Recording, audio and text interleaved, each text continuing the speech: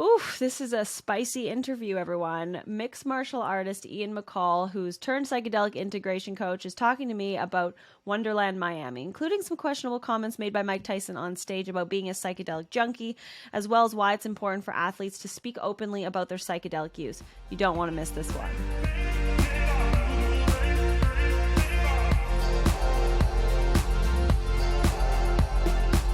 Ian McCall, retired mixed martial artist, the man famously known as Uncle Creepy, not creepy uncle, different No, connotation yeah, there. very different. It was a bad. Different. It was a bad joke that the UFC seemed to like. I'm a stand-up comedian by hobby. I'm a hobby comic, I guess is what they call it. And it was a bad joke. My friend's son called it to me. I always thought nicknames were so stupid, and someone said it, and I was kind of retired at that point. I was like fresh out of rehab for the second time. I needed to fight for money, and I wrote it down as a joke, and everyone loved it. Like, you're back, and now you have this name, and I was like, "Fuck, god damn it!" One of those things that just sticks and you're not really sure you wanted to, but you fought all over the world and really at the highest level. Now you're a psychedelic integration coach for athletes also at the highest level of their game. So really, to encapsulate you in a nutshell, you've gone from hurting people to helping people. Yes, I went from being a predator of other men in a cage in my underwear to being a protector. I now help provide a safe space for people of all walks of life in the psychedelic world. I mean, it started out with me just bringing my friends who were broken from fighting and addiction and trauma and all that to just heal, because those people need a safe space to heal um, with just us. No one else is allowed, because we're really fucked up, and you guys don't need to deal with it. It's work that we do ourselves. Um, but then that just translated to me basically going, oh, everyone needs their own space, whether they're a different color, religion, sex, ideals, whatever. And there's an ask for every seat. Jesse Gold has a 501c for veterans, takes veterans to the jungle to heal with medicine, has a coaching program after. I'm doing the same thing for fighters. I have my star pupil is a professional surfer who started one for kids who are on the spectrum, because we helped him heal from Asperger's with psychedelics. My girlfriend, she has a 501c for artists because she's an actress. She's had a bunch of movies come out recently, and to have her facilitate that space for artists, because no one gives a fuck about artists. You know what I mean? Until they're dead. So everyone needs their own brand of healing, their own type of healer. Some people don't want to go sit in the jungles with a real shaman. They want to sit with some Western finger quotes shaman who, maybe that's their brand of healing. I don't mean to shit on those people. I'm not into it, but it's they have their purpose. Some people don't even want that. They don't want someone like, oh, the light and the love and the energy. Woo, woo, woo. They want someone to give them medicine and just sit back and just make sure they're okay, a facilitator. You have companies like Better You, at-home ketamine lozenges. Like they have an incredible program, Mind Bloom, where there is no programming. We're not programming anyone because that's inappropriate. It's about doing the work yourself. So we just got back from Miami. We were both at the Wonderland conference by Microdose, and you spoke on the panel about sports and psychedelics. You said some really important things, and a few of them I want to just elaborate on. Why do you think it's important for people to see athletes speaking openly about psychedelic use? Well, it's the same as veterans. We are one and the same as far as growing up as kids. Kids want to be you. They wear your costumes or your outfits or your jerseys. Even grown-ups do it. It's not just kids. And then when grown-ups sit there, they obsess over games on Sunday. You guys sports have their own days of the week. These are idols. We pay these people just absurd amounts of money to perform for us. Or they go to war and they kill for patriotism. They're hired guns. They're murderers. And I'm not against it. I love veterans. I would have been a veteran if I wasn't a fighter. That was the only other option for me. And once we're done, at least for sports, I'm sure there's a different path, realistically for veterans. Um, Probably a much darker path, to be honest. I know it's a path. I'm not, it is. Where I announce I'm retired, and I have one last set of phone calls, one last set of interviews, one last set of congratulations, and then it all goes away. Then you're completely lost with sense of self. Who am I? What am I doing? What am I going to do next? And you're left with a bunch of brain damage, a bunch of trauma, whatever drove you to be the fighter in the first place. Only the most, tortured individuals choose that sort of path. And not that anyone else's suffering is any better or worse, but whatever happened to us drove us. We're special people. We're special individuals. We're doing things that the rest of you can't do, and that's why we get paid to do it. Is that why is that why retirement is so devastating for so many athletes? Because you are looked at like a god and a hero, and you had mentioned this hero complex almost when you were speaking on stage at Wonderland, where I think Dan Carcillo had said, we're not heroes, and you said we are heroes, and we need to act accordingly. You know what? That's because certain people act like monsters in their lives, and they can't get over it. I mean, I don't pretend to be friends with Daniel Corsillo, but he has work to do. That's what it is. We are heroes. He should be looked at as a hero. He shouldn't be looked at as a villain or anything else.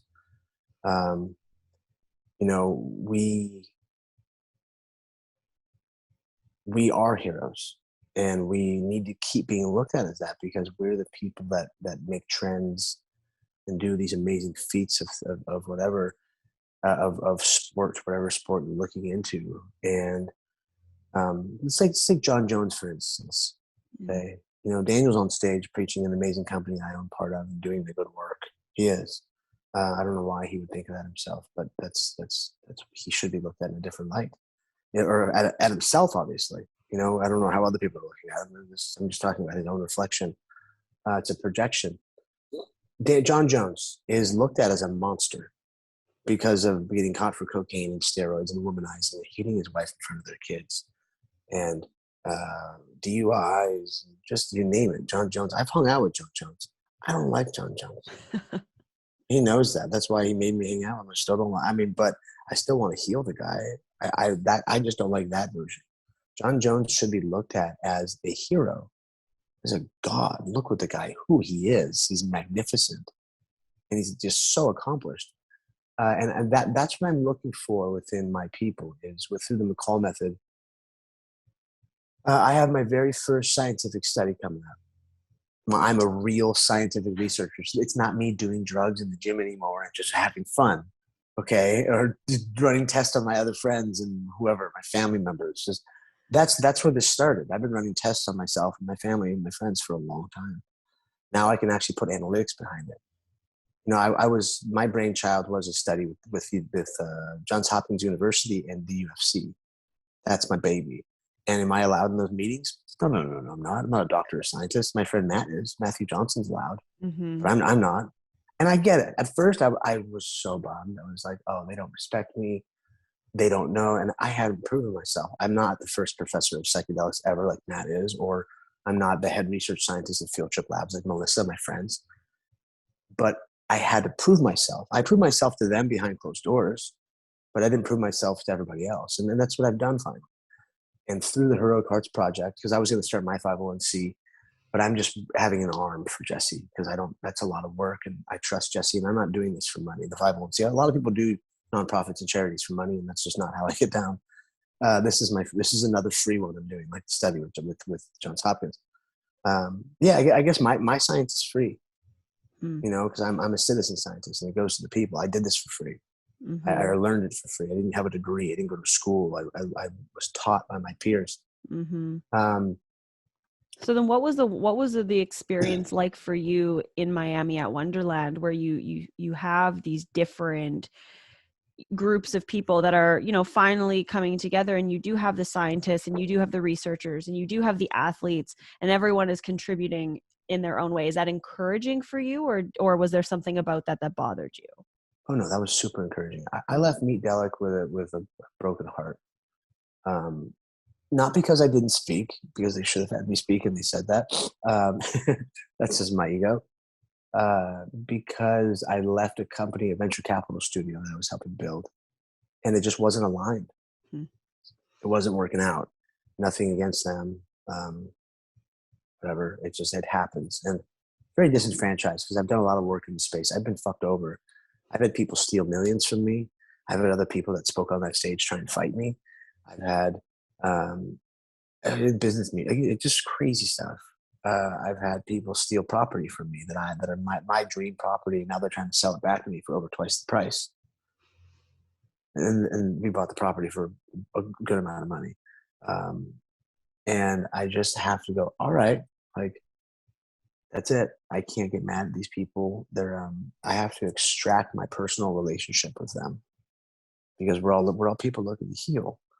And if I can just look at the greater good, the greater picture of what they're doing, um, then that's what I have to do. I have to bite my tongue and just say that's it.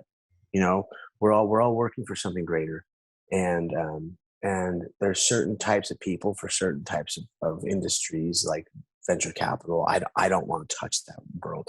It's gross to me. Those people will come to me with money, and I'm just like, you know what? Like, no. Well, usually what happens is I take them partying, and they fucking blow it. They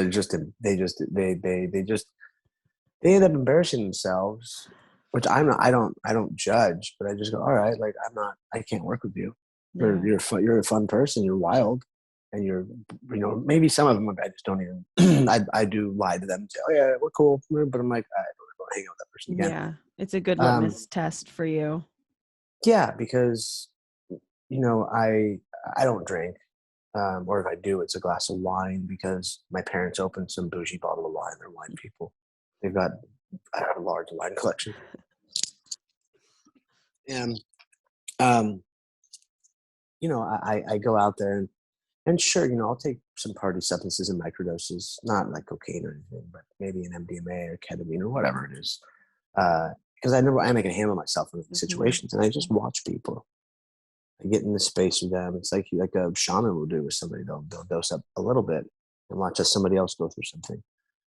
And it's kind of my view on the world is, you know, you might treat me really well. You might treat me like a king because you think I'm cool.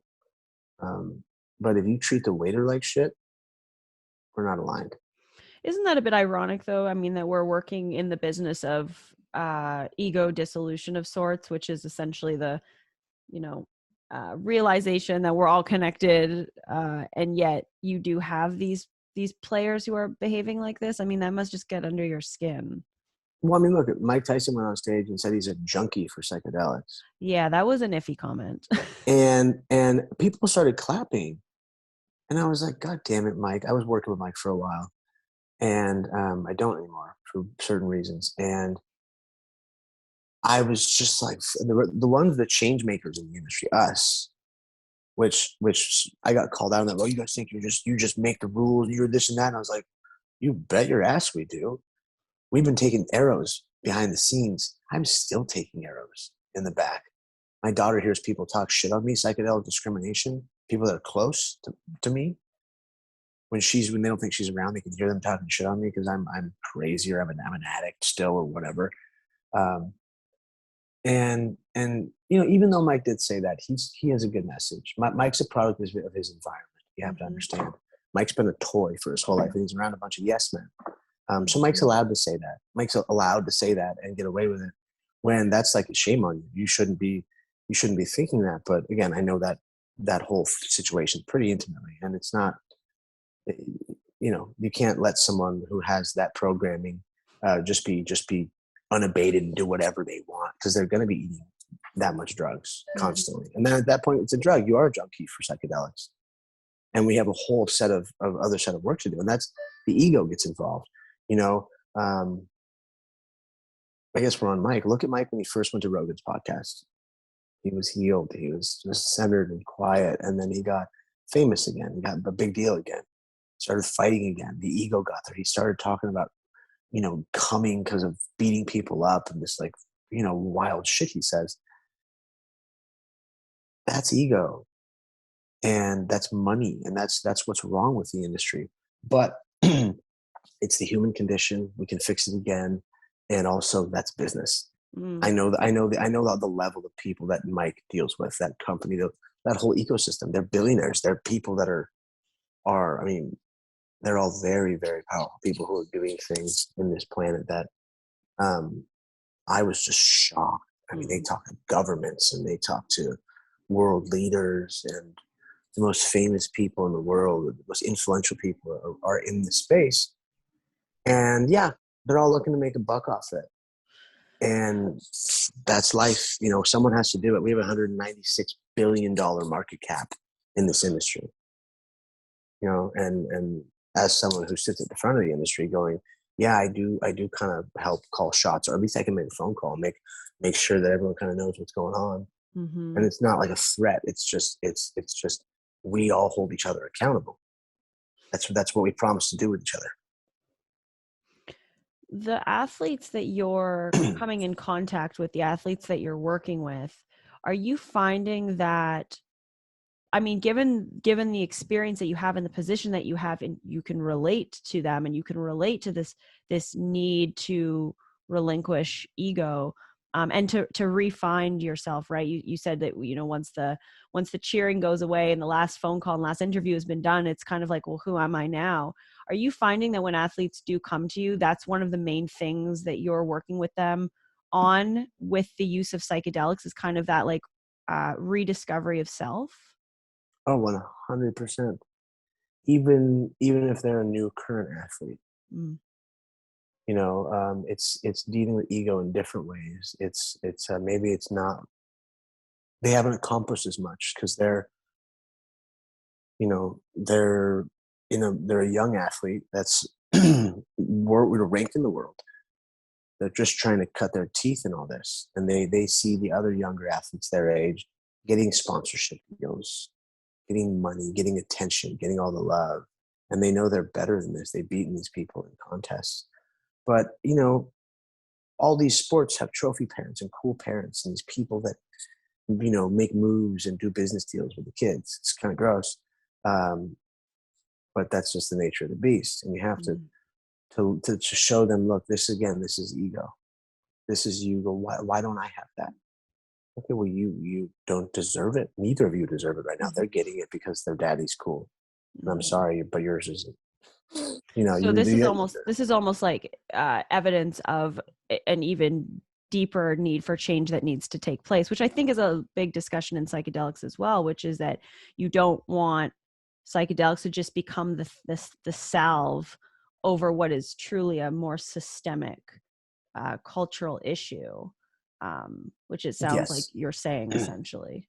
Yes, there's the cultural issues run deep. It doesn't matter who you are, back to race, color, creed, where you're from. It doesn't matter. We all have the human condition. Terence McKenna said it perfectly. We're all afflicted with the human condition.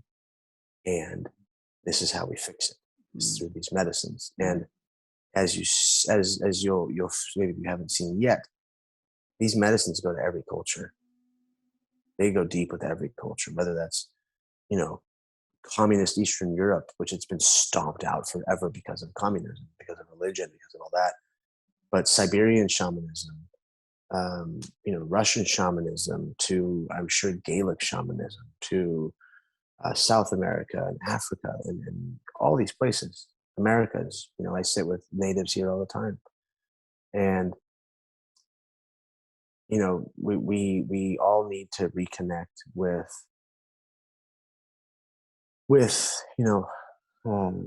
these peoples.